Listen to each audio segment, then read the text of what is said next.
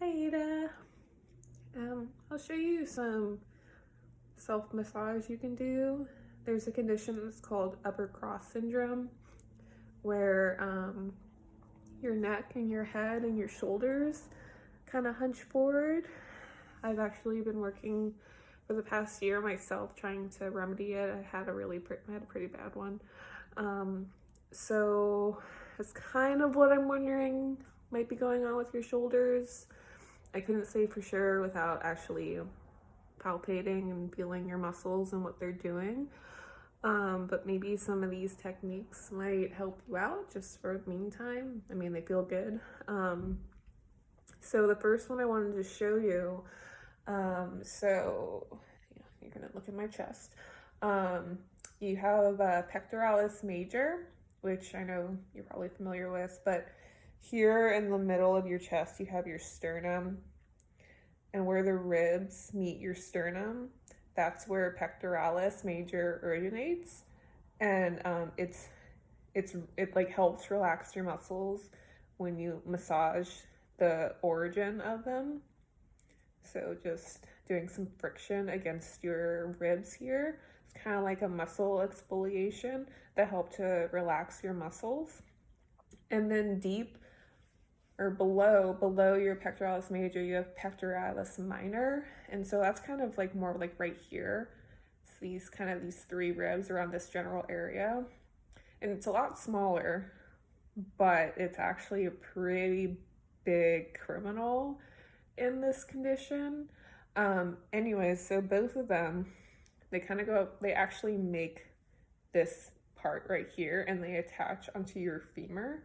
So that's how it happens when your shoulders get rotated inwardly and they're kind of being pulled forward. Your pecs might just be shortened, and that's lengthening, which is why it made sense to me when you said that stretching makes it worse, because if I'm thinking correctly, all of these muscles in the back are really elongated, and that means that they're weak.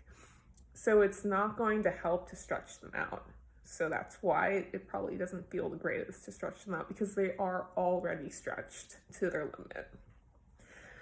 So anyways, if you want to get at pectoralis minor, you could do something like this, kind of massaging your breast tissue around. But the one thing, and you want to be careful if you want to try this out.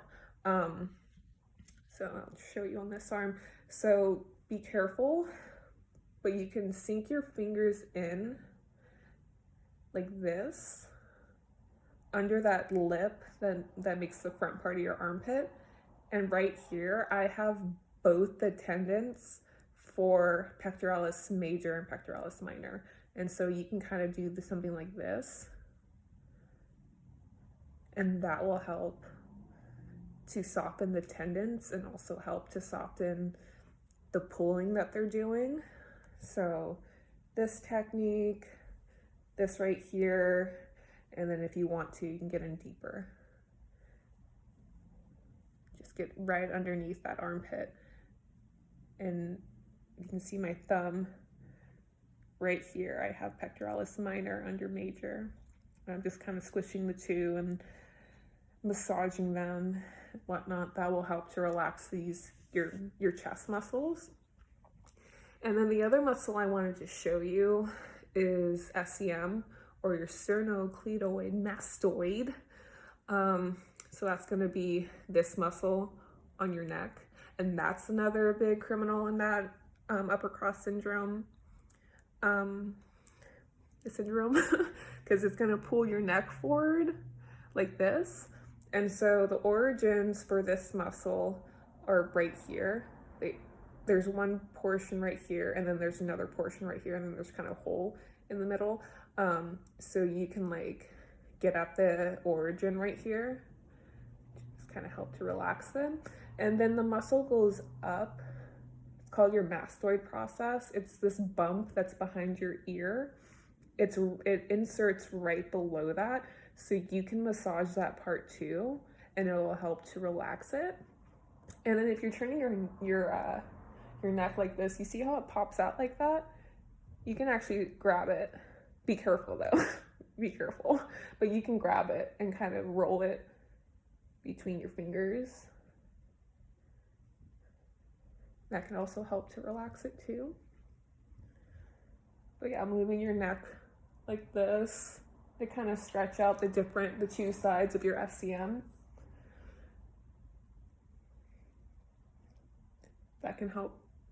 That can help too. That could be a good movement.